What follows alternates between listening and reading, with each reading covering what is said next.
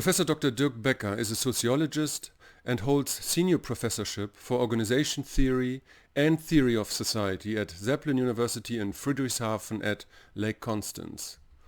He studied systems theory with Niklas Luhmann. He has been recognized as one of the most prominent German sociologists with important works on cultural theory, sociological theory, economic sociology and organizational sociology.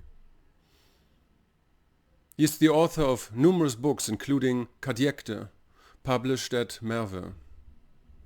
In this conversation we talk about Niklas Luhmann's systems theory and his media theory in context of the internet, digitalization and AI, as well as how we can meaningfully differentiate between the construction of media as a systems property and fake news. My name is Thomas Mark. I hope you will enjoy this conversation. Thank you so much for joining the Parallax podcast.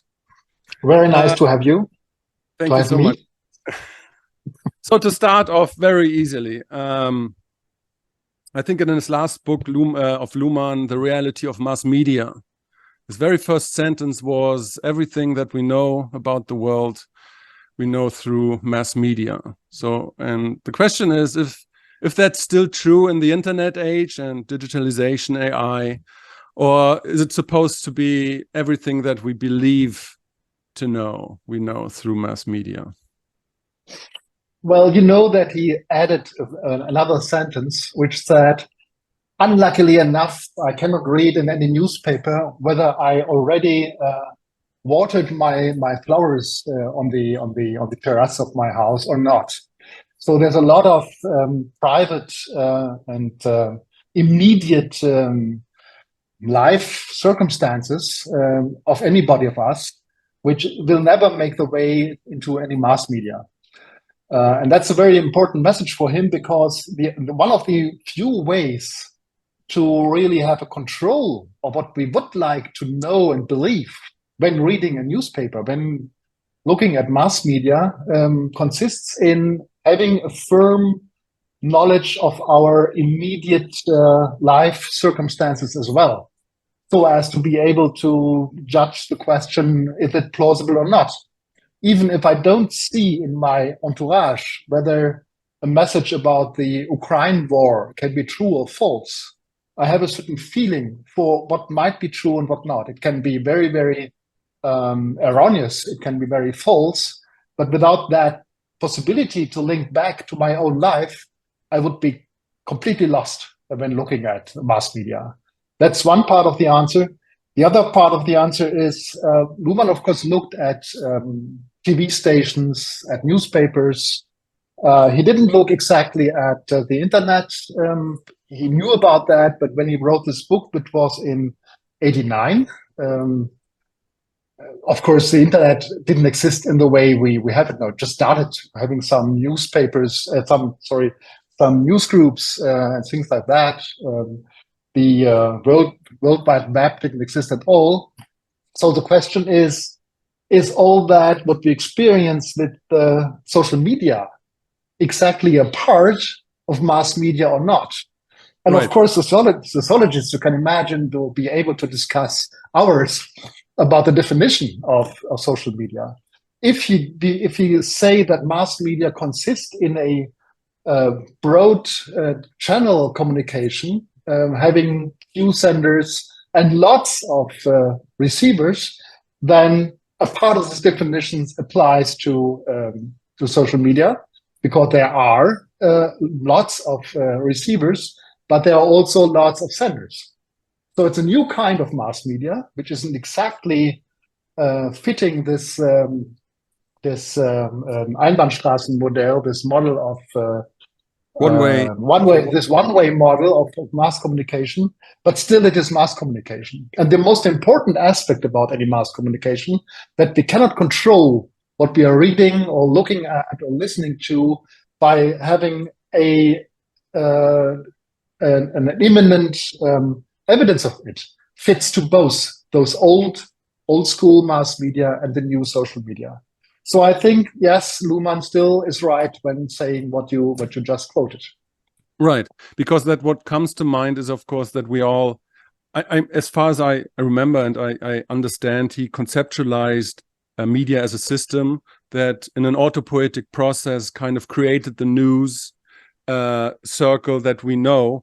And in that way, as users of Twitter and all these social media channels, we kind of perpetuate the stories in a circular fashion and react to other stories and adding our own and be part of these code of communication, let's say. Is that a fair representation? Yeah. We might say that we learn by looking at mass media, and not just sociologists or communication theorists, but everybody learned by looking at mass media that behind any message, there is a certain interest. There is a certain selectivity. There's a certain agenda why this message is being sent now by this person and to this people who are the addressees. So we learn by looking at mass media that there is a selectivity in the selection of the mass media, and we learn as well by looking at the mass media messages that there is a selectivity in us as well. We have certain interests, we have a certain patience in reading certain news, the depth of certain news, and so on. So let's say, even though the only information we get about the world we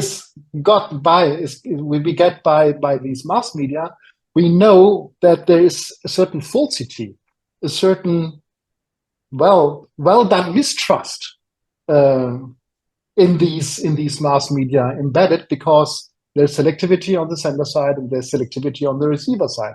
So we mistrust ourselves. We mistrust those doing these autopoietical way of reproducing their own mass media, and we mistrust our own interest in it. Yeah, like Hegel said, the good old philosopher, what would be a European man and woman if they wouldn't have the newspaper on with their breakfast every morning, which is somehow a substitution for the old way to have a prayer every morning. We know that it's in our interest to look at the sport compartment, for instance, the Sportteil of the newspaper, and not at the, let's say, fait divers part, or the, I don't know, feuilleton and so on. So we learn about selectivity, and that's already a big part of the question we have to answer when looking at mass media. We know that there is no full evidence of a full world we get by it. We know that we are selective.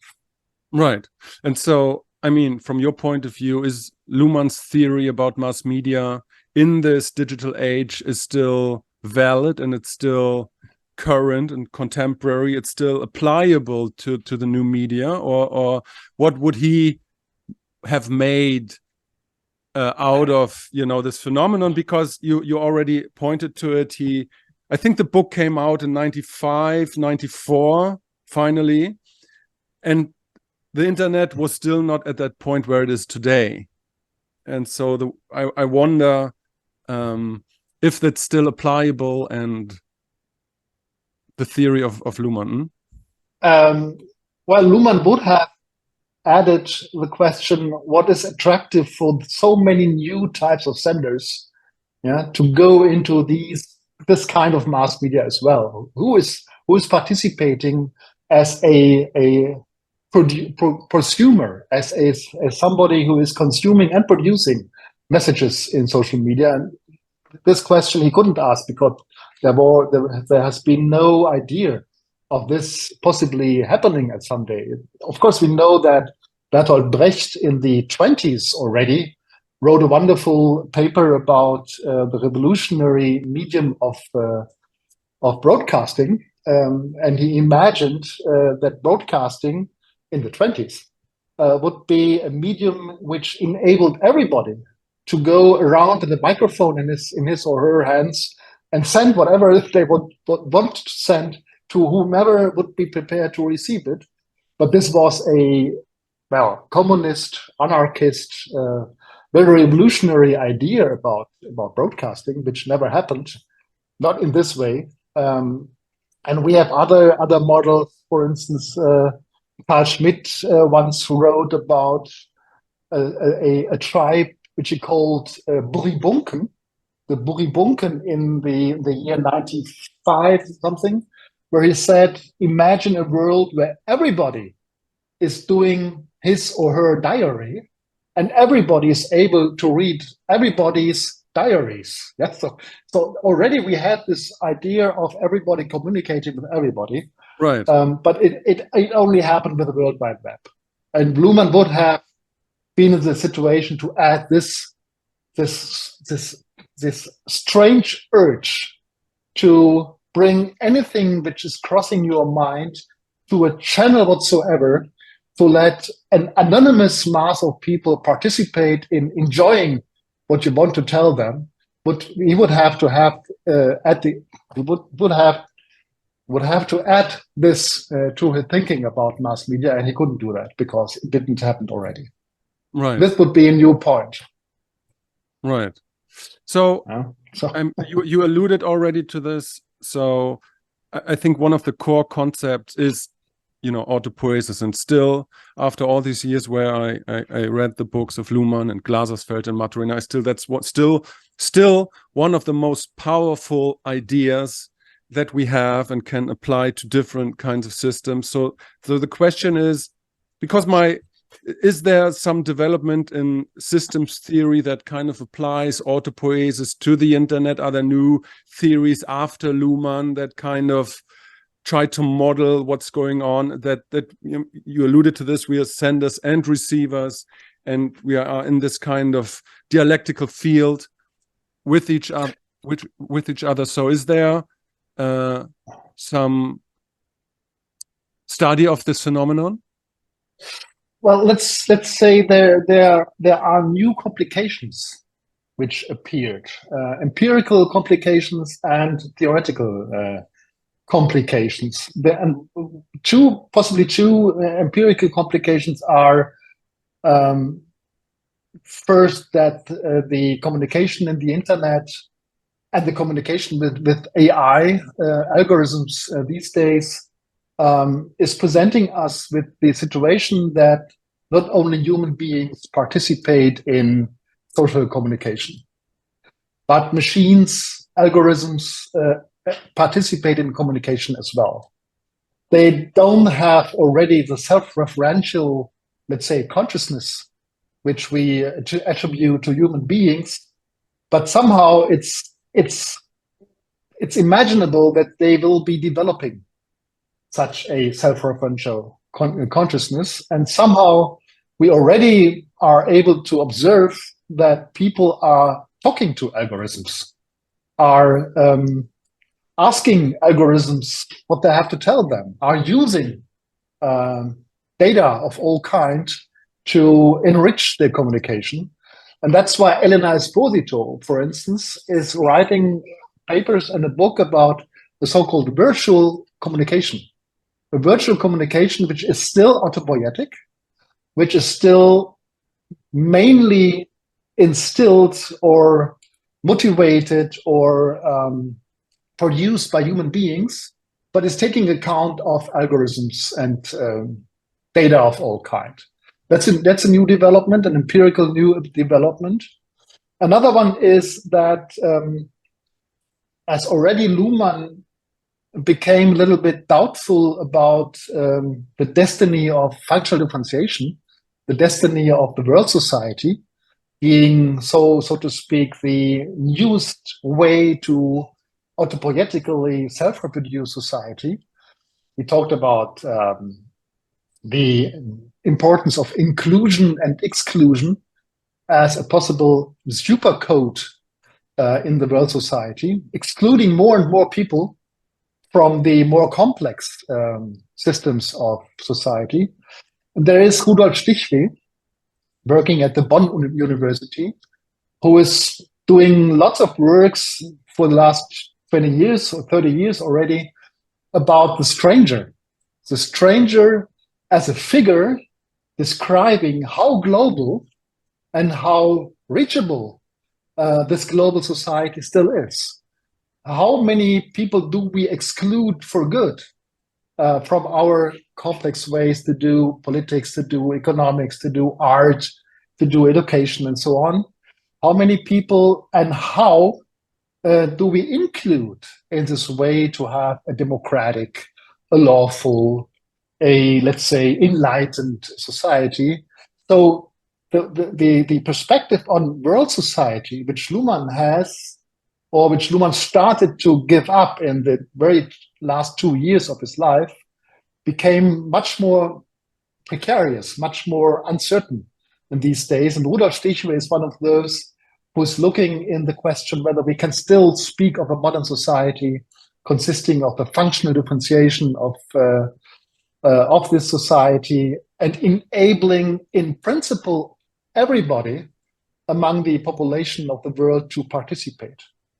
And this is a very doubtful question. We see that these days a good part of the world population is not participating and is excluded by violence, by force, from participating. So this is sort of two, let's say, empirical questions which have been developed to follow Luhmann's model. A theoretical development has been the question whether the description of autopoiesis, which you alluded to, Maturana's idea about social systems consisting of operations which are only existing in these social systems, such that social systems produce what they consist of by doing what they are doing, communication in the case of social systems. One of the newer questions, which already has been addressed by Niklas Luhmann as well, is whether Maturana really is able to describe the type of operation which is necessary to have an autopoietical social system. Maturana looked at biological organisms, biological systems and organisms which have a skin and which have a blood circulation and which have proteins and so on, which are things which you can grasp in order to look at and see what's going on, what's happening, even if you don't see the circle, the autopoietical circle producing the self-production of these systems. What do you have in social systems? In social systems, there is no skin, there is no bodily graspness, there is no empirical evidence you can point to and say, well, look there is a social system. Even if we have good reasons to think about family or organization or even political systems as well-bounded social systems, we cannot show them. So we are confronted with a certain situation of axiomatic hypothetical knowledge. And on this point, we have, in the last years of Luhmann's life, the reception of the form calculus of George Spencer Brown, a mathematical calculus describing self-referential operations, which is, I think, able to look at those operations social systems consists of in being operations which always indicate an inside of the system by having an outside of these operations looking at the environment of the system. Right. And as abstract as this sounds, and it is very, very abstract, it's at the same time a very decent, very concrete, and very, let's say, lively notion to imagine, let's say, the communication of a family as a communication which always consists of two sides. One side, the inside, says, we are a family, we are a family, we are a family, even while conflicting, while having trouble, while attacking each other, and so on. And the other side says, well, we have to discuss in which school you will be going when you get, I don't know, 14 years old. Or we'll have to discuss whether it's appropriate to be on the basketball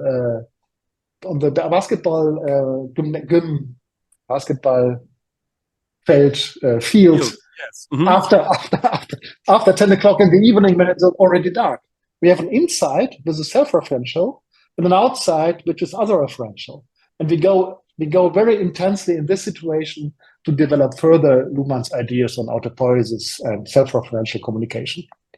Right, because that's a question that arose with me while you were describing wasn't, and I may be wrong, but as far as I remember, wasn't the strength of Luhmann's and Luhmann's theory or systems theory in general that the idea was looking at the elements that the system has, like in terms of social systems, the elements would be communications, right? And the actual people were kind of part of the environment, kind of outside. And if you look at Maturana, the elements would be neurons, let's say.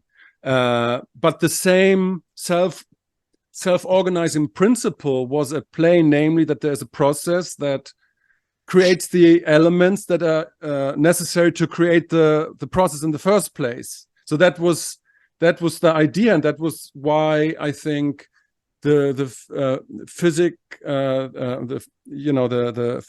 Lee Smolin used this concept to describe how universe is organized, and I think Luhmann himself used that model in a very tiny article essay, the Autopoiesis of consciousness, to apply it to consciousness itself, where the elements are, I think, like thoughts and representations, more or less, and so they are in this interplay. And so I always found that the beauty of systems theory is that it's a very abstract kind of model, which you can apply to different systems, basically. But in terms of the social system, that the actual people are outside. And so we have different systems like media or science or economics that only vary in the type of communication that you have. Is that a fair description of? Yeah, I almost have nothing to add to that. Yes, as you're saying, this paper on the autopoiesis of consciousness was like the model for a long time searched for to understand what Husserl already said about the consciousness. Yeah, and Luhmann just had to translate some core ideas by Husserl, intentionality, into autopoietical terms to have his paper written. And this is one of his nicest papers. And for others, for social systems in the 80s, to describe the autopoiesis of the economy, for instance, or to describe the autopoiesis of organizations was like a new kind of enlightenment, because we didn't have ideas about the eigendynamics, the undisturbability, the runaway type of reproduction of these systems, the blindness of these systems in all their inner subtlety. Think about the economy consisting of consumers, producers, workers, bankers, central banks, and so on. A very, very complex organism consisting of just one distinction between payments and non-payments, and running like on a small track on this one distinction to produce a enormously rich system of production and consumption and work and capital and so on. And this was indeed a breakthrough of some unknown kind, I'd say. The question already indeed is, what is becoming of these human beings? Yeah, Luhmann, in having this breakthrough, said, well, let's put them into the environment, which is, as environment, a core feature for any systems, because there are no systems without any environment, but still they are not part of the system. So the question became, let's say in the 90s, when this breakthrough happened and we had our descriptions of the autopoiesis of the economy and the organization and politics and art and so on, the question became, but just how is a social system, let's say, fitting or structurally coupled to those human beings in the environment of the system? Right. And exactly at this point, Spencer Brown came in and not said, but was legible as somebody possibly saying, let's say, that any communication running on its own track, a payment, a decision, a political command, or this kind of family reproduction is running on its track and at the same time looking whether there are still human beings participating. looking whether they are participating, attracting them, repelling them, of course, as well, because not any human being can at any time participate in a bureaucratic decision just like that. It has to be, let's say, disciplined. It has to be built into hierarchical competencies and so on. But still, on the outside of this type of communication, you have human beings participating, and you have now algorithms participating. So the picture now is much more an integrating picture between system and environment, still having the distinction between them, than in these 80s when the Autopoiesis idea has been bought by Luhmann. And that's a completely new development, which is rich in empirical consequences, of course. Yeah, the question is always, what kind of human being is attracted by what kind of social systems, such that those social systems are possible at all? Right. Okay, so I want to get into the weed of things a little bit more. Do you see a, Zusammenhang, that is a causality between the advent of the internet and internet media and digitalization and a systems theoretic analysis of the media? Because I mean, sure, the book came out right at the advent of the the internet, the book Reality of Mass Media, but from a larger historical viewpoint, they're kind of overlapping phenomena. Do you see there's a not necessarily a causality, but some form of interdependence between these two kind of phenomena, like that we were able to create a systems view on media and their processes and the advent of the internet itself? It seems like a strange question, but I want to keep it like that for a second. Not at all, not at all.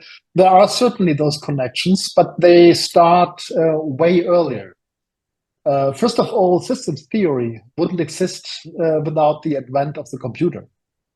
The computer has been the first empirical object where systems can be studied in vivo. Of course, system theory exists like since Hippocrates, and there have been lots of system theoretical ideas in the 16th and 17th century. But the system theory, as we know it now, is a co-product with the advent of the computer.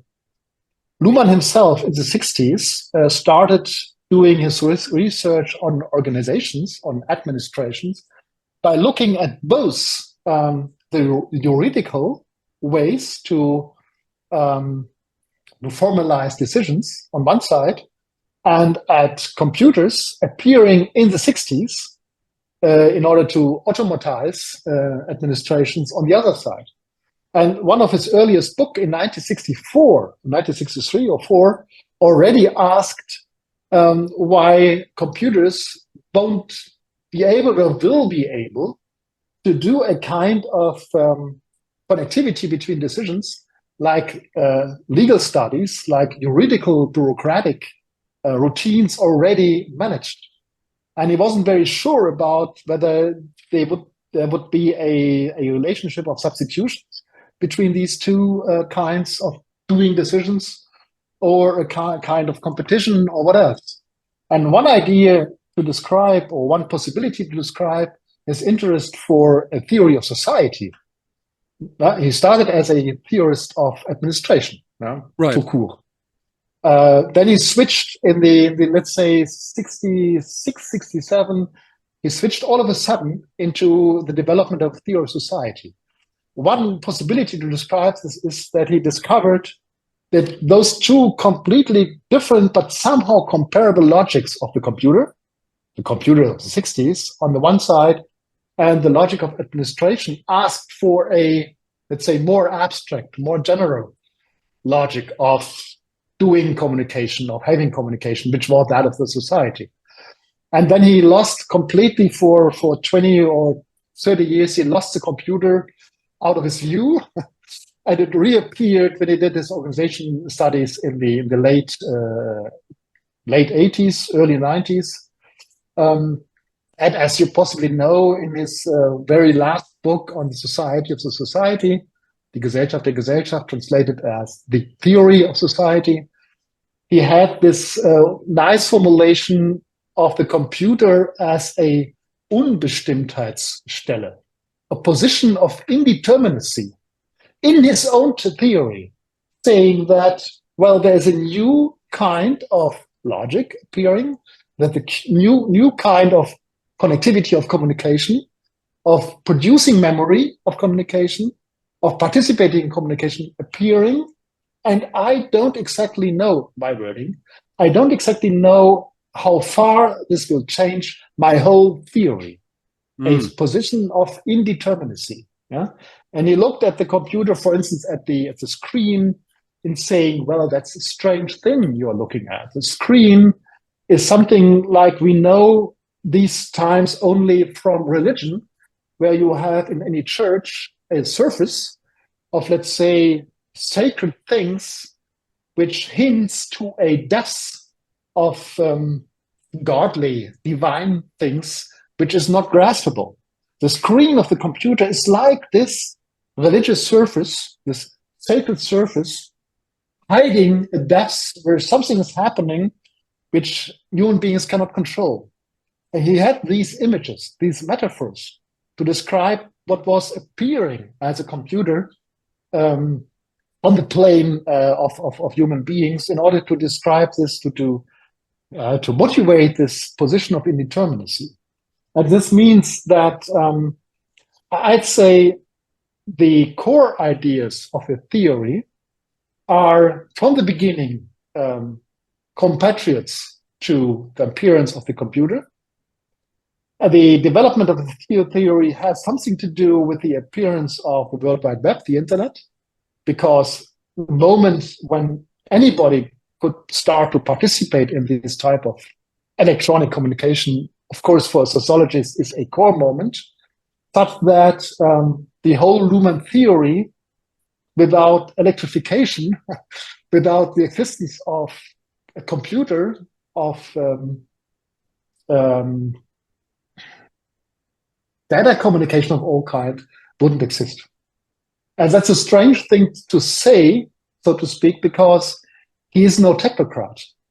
He is not believing in technology determining society. He is no Friedrich Kittler, who believed that technologies are the determinants of society. He was always looking for what will stay human about society, what will stay social, double contingency about society.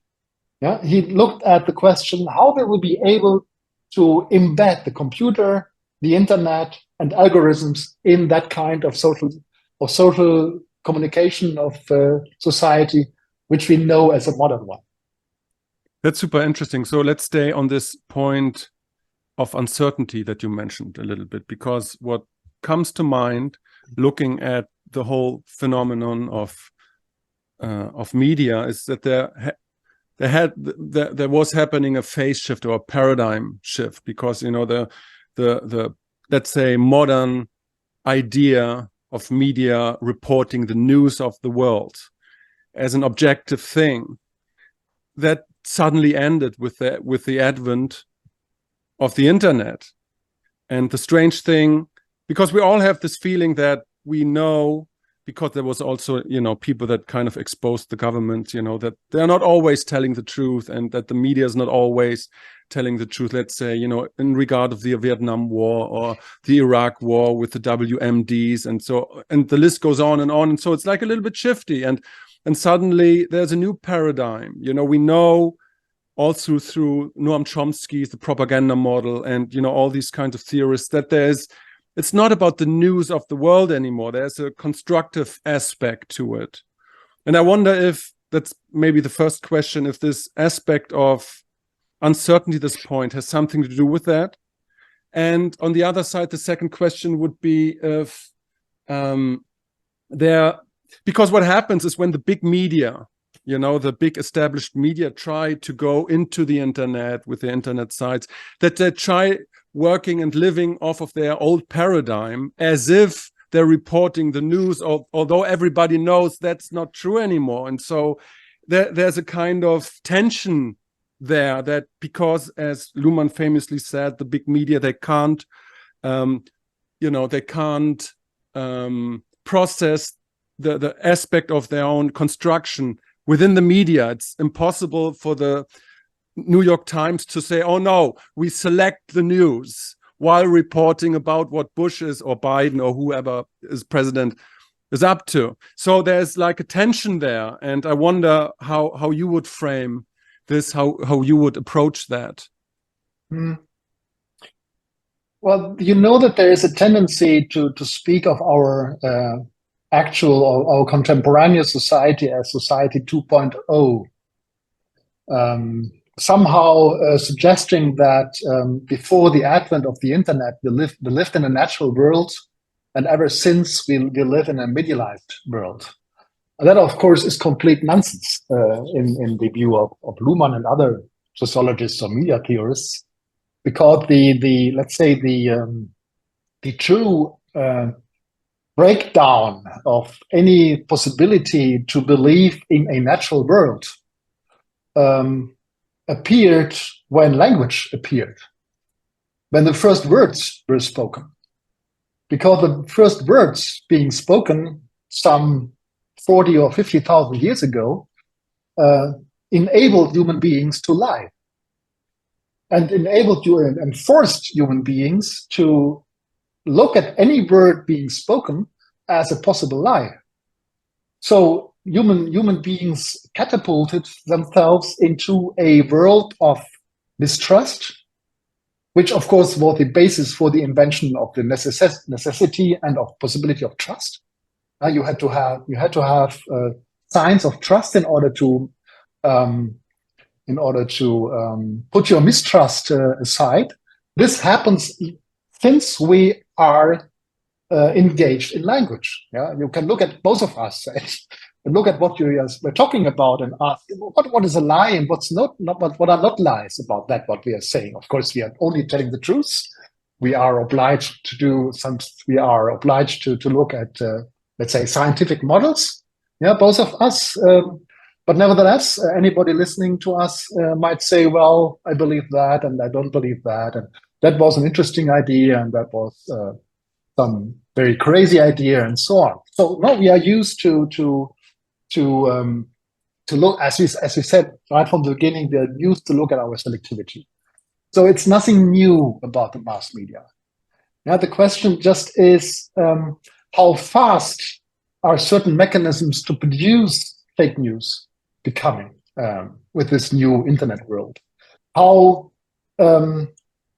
difficult is the situation for people endangered, so to speak, by globalization to find themselves in a situation which brings them to prefer the belief in fake news over their, let's say, capacity to critically check on what mass media or social media are telling them. Yeah? The way to control lies when we had only oral language some 30,000, 40,000 years ago has been morality. I looked at you, I looked into your eyes, I looked at your mimicry, and I came up with an idea about whether you were lying or not. These mechanisms of Prüfung, of attesting on lies, don't of course still exist as soon as we are present and we look at each other when talking to each other. But looking at our posts in a social media, that's impossible. Yeah? It's the only question which enables me to check on the Glaubwürdigkeit, on the believability. Sorry? Believability?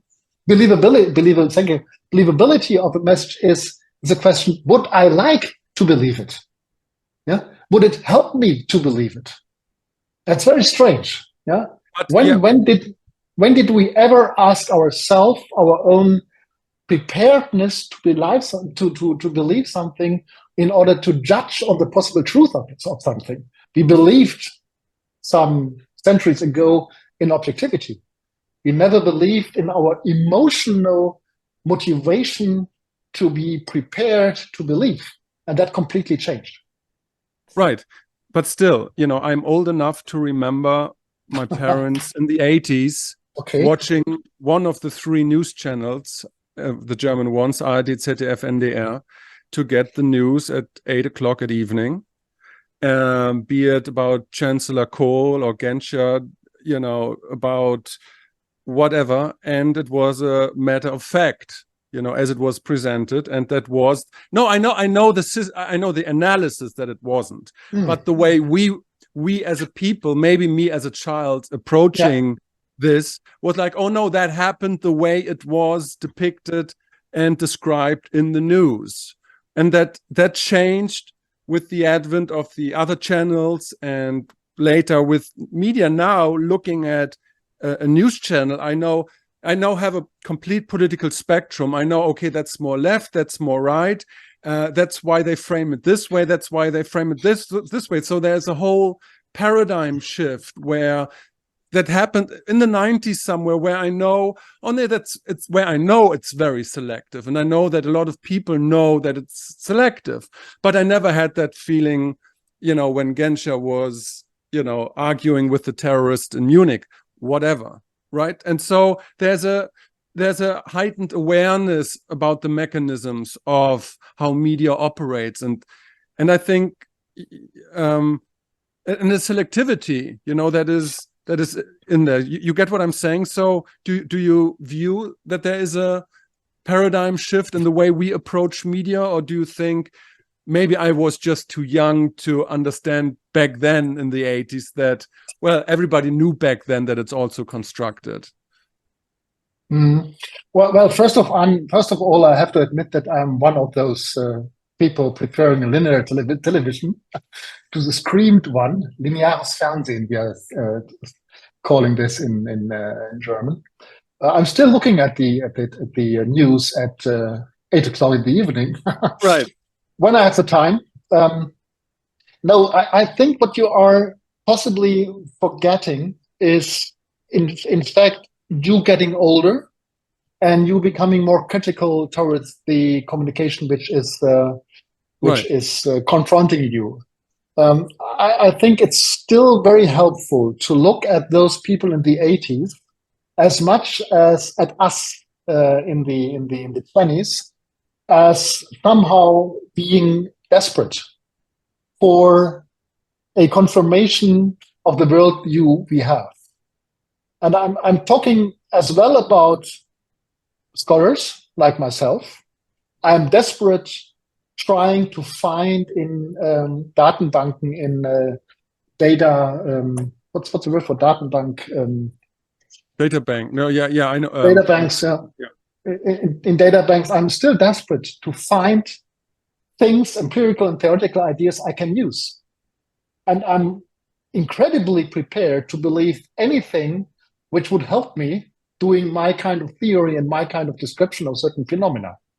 And when looking at television when watching television in the evening, I'm still in a certain desperateness to want to see what is confirming a certain worldview.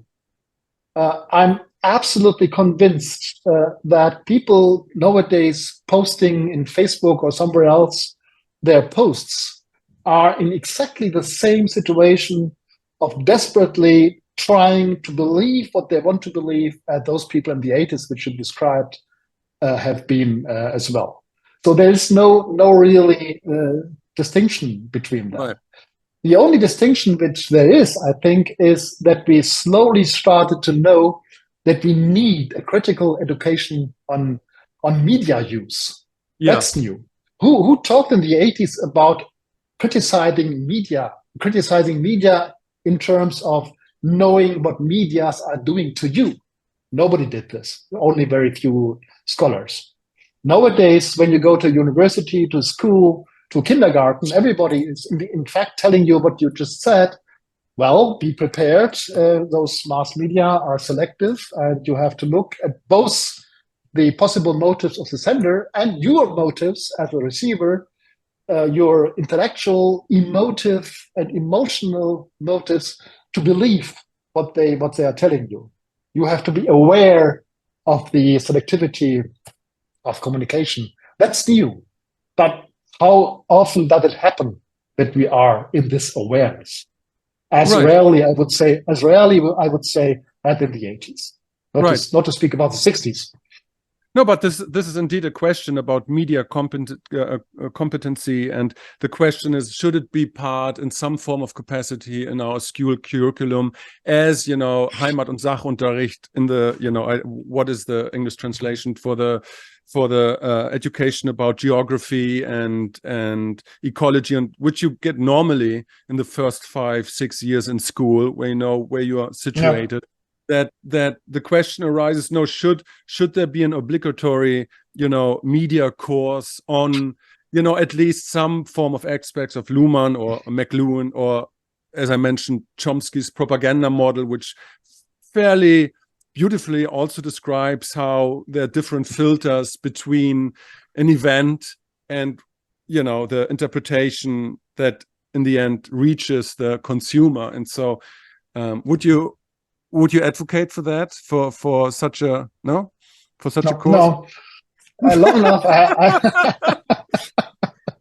Long enough, I've been a teacher at universities, and I would say that nothing obligatory is going to help. Right. Yeah. What we need is a kind of media studies in school, which is so fascinating that everybody wants to have it. And indeed, what could be more fascinating than the description of the workings of a tabloid, like the Bild-Zeitung in Germany? What could be more fascinating than the description of any page on such a tabloid, describing what might be the ideas in the heads of the reporters to just select this kind of heading of title of a paper? What is behind the motivation of having these 3 or 4 reports on this very first page of this tabloid? What do you think? Who do you think would like to read this? In what situation must somebody be who is attracted by these kinds of letters on such a tabloid like the Sun in Great Britain or the Bild in Germany? This can be so let's say illuminating, about our society, to just look for 2 hours on the first page of a tabloid. That this is fascinating, and I can't imagine somebody being, let's say, up more than 12 years old, who would not be fascinated by that. It wouldn't have to be obligatory, and if that happens, then you can come with your Chomsky model on propaganda and describe certain, let's say, ideas to have a concept of what's going on and to be better able to memorize what you learned about these tablets.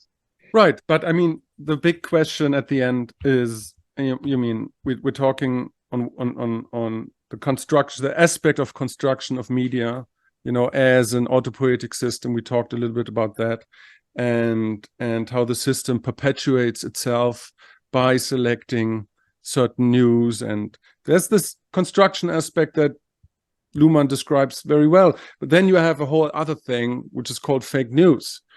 And so you talked about, that we're looking for legitimacy, that we're trying to sift through all the, information to find which kind of reaffirms our worldview, but also kind of expands our worldview. But at the same time, especially with the advent of the internet, there is an increase of people believing what the tabloids telling them, or what in terms of WMDs and the blatant lies of the US government back then tell us. So how do you sift, how do you distinguish between the aspect of construction of news, which is and the aspect of fake news? How do you navigate this space theoretically and personally, maybe? Well, fake news have to be constructed as well. Yeah, well, fake news have to be constructed as well. And don't let us forget this. And the way to deal with the construction of any news, fake news or real news, truth news, is to check on them. And what we have to learn in school by reading poetry as well as by reading tabloids. What are you saying, tabloids? Is the ability to compare one message with another and to come up with ideas of plausibility, to come up with the discovery that the same event is described in completely different ways when looking at two perspectives describing it. Let's say a juridical one and a political one, or an economical one and a moral one. The only thing we have to learn is that for any message, there exists an alternative message. And as soon as we learn that, we can look for those alternatives and we can come up with our own mind, checking on the plausibility or believability of a certain news. So I wouldn't say that there's anything new to this. And I know it's always dangerous to, let's say, calm things down, because it may be that they are hotter than we think, that indeed there are Erregungswellen, waves of attention, yeah, waves of attention, and yeah. Mm-hmm. Ja, Wellen sind waves. Waves. So yeah, waves of attention, waves of Empörung, waves of arousal. Yeah, right. Which comparable possibly to what happened in 16th century with Protestant Reformation. Yeah, which consisted only of the communication of Flugblättern, of leaflets. Yeah? The Lutheran Reformation would have been impossible without leaflets. Of course, there have been, I don't know exactly, but there have been attempts to just forbid leaflets, Flugblätter. But of course, you can't forbid them. Yeah? These things happen. What I mean is, we know about this. Human society self-immunized, also selbstimmunisierte, self-immunized,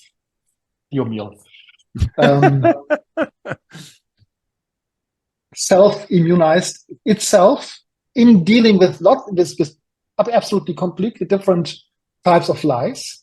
Right. It did these at any appearance of new media anew, and there is no necessity to think that this is not happening again these times. I know we are speaking about people sitting in their blurbs and having no other news than those they are selecting. But even those people, I'd say, I'm not sure about that, of course, I'm knowing that they're sitting in their blurb, in their blase, in their bubble. Yeah. Bubble, not blurb, but bubble.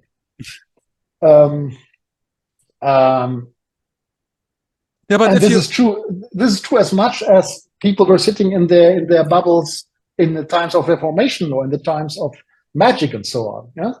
The interesting thing is, and we have to observe that. The interesting is, how is society telling itself that anything it is telling might be false?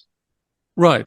So, but again, and forgive me to be a little bit persistent at this point, because I mean, we talked in the beginning, before the talk, a little bit about the climate situation that I face here in the Mediterranean, and that, you know, the conversations that I had with a friend of mine who is a climate scientist, and so I consider myself first and foremost a layman in all of these kinds of things, but also kind of privileged because I have the time to have these conversations.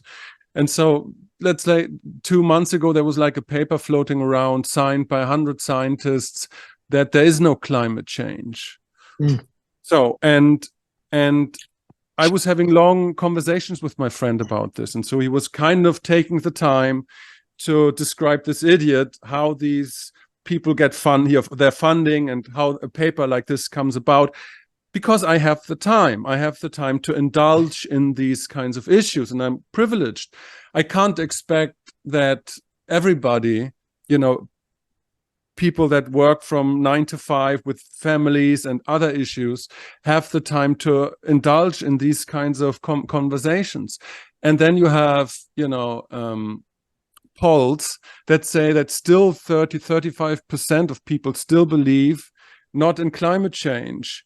And so there's a disconnect between fake news, like a paper that was floating around, and the actual consensus of most of the scientists about this issue. So again, so the question is, how do we deal with this? How do we, deal with, that gap between constructiveness and fake news? Isn't a mandatory is such a shitty word, but I think we still learn something in school. Some media competency, is that not necessary in our times?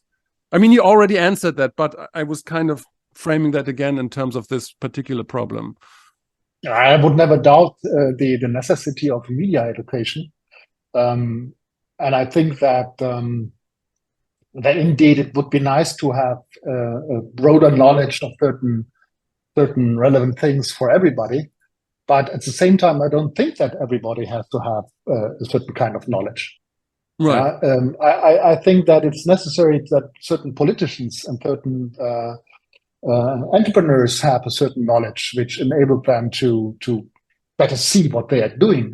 I think that everybody being able to, let's say, launch actions which are of high consequences and of incalculable consequences, possibly, in churches, in firms, in political parties, in governments, and so on, must have an access to this kind of knowledge.